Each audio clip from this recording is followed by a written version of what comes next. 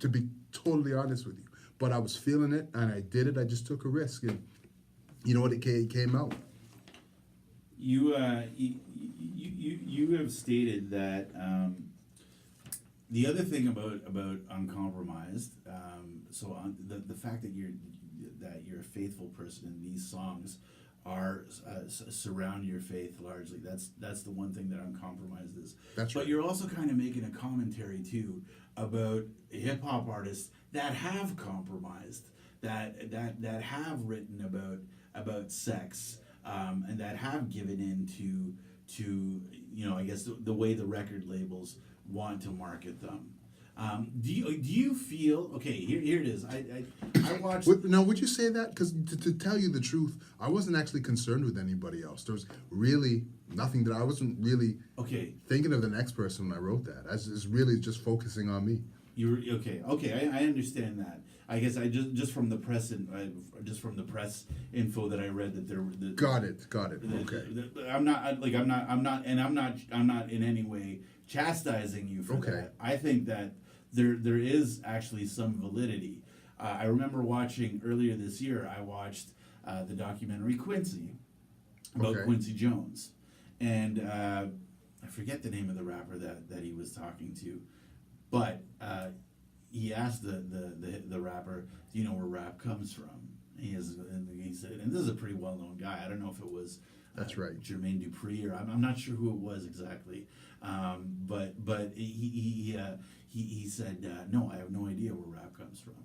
And Quincy Jones says it was from the tribal elders and the recitations to the group. That's where it came from. Okay. And it evolved to what we came to know in the 80s.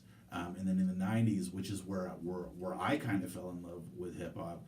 I always loved the standard setup, for which is you had the rapper at the front and his DJ at the back. That's right. I always thought that was really cool. And now it's sort of we don't really have that. Don't forget about anymore. the two dancers in the back. or with Public Enemy, they That's had right. soldiers on stage. The hype right? man. Oh yeah, for sure. Yeah, but now it's like but now it's an interesting thing because beats are created a lot easier, so there's not as much sampling anymore, and rappers don't have the DJ anymore because of all the technology. That's right. Would you say that rap has continued to evolve, or have we seen a little bit of a devolving with respect to rap? I would definitely say it evolved, and I would tell you why. It's grown. I believe it is the largest genre of music right now. So you have to keep in mind that all those old school heads like us, we still exist. Our music is still there, but it's begotten so big that the media, the main media, focuses on a specific type of this mumble, pop, lollipop rap. You know what I mean? No. I'm just playing. I mean, I hate on those guys, but like big up to Drake, big up to Tory Lanez. They're doing their thing. They're putting the city on the map. But there's a specific type of hip hop that gets pushed in the mainstream. Another part of the thing, uncompromised, because I realize there's a certain type of flow. There's a certain type of thing I can rap about that would just be catchy and catch up. That's not me. You know what I mean? I'm not a thug. I'm not a gangster. I respect my wife, my mom, and my sister, so I'm not going to degrade women. But you know what? That stuff sells. You know what I mean? That for some reason there's a huge market for that stuff. But once again, that's pushed. But there's still, you have Common, you have the Roots, you have the underground rap. There's still a huge market for that stuff.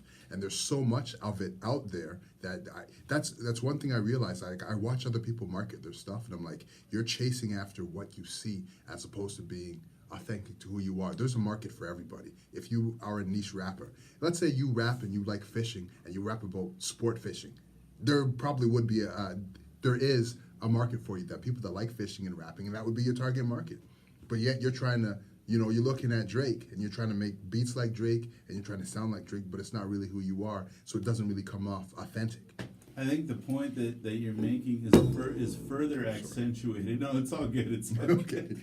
I think the point that you're making is further accentuated by the videos that are accompanying certain songs as of late. I remember one of the most poignant conversations that I had last summer while I was in Sicily was a conversation about the video for the song "Ape Shit" by the Carters. There was someone in Sicily that had seen the video, and they were asking me as to why it was filmed at the Louvre and what ape shit means, because there's no first of all, it was a loaded conversation, because there was no translation in Sicilian or Italian for ape shit that they would have understood. And why it was filmed at the Louvre was also pretty significant as well. And I noticed you actually turned me on to a video by Joyner Lucas. Okay. And of course, I think the Childish Gambino. Childish Gambino, This Is America, made a lot of noise. So it's kind of interesting that the DJ isn't necessarily behind them. Not that we can see. That's right. But it's interesting that they are very much utilizing the visual aspect of their art form to make their commentary. That's right. And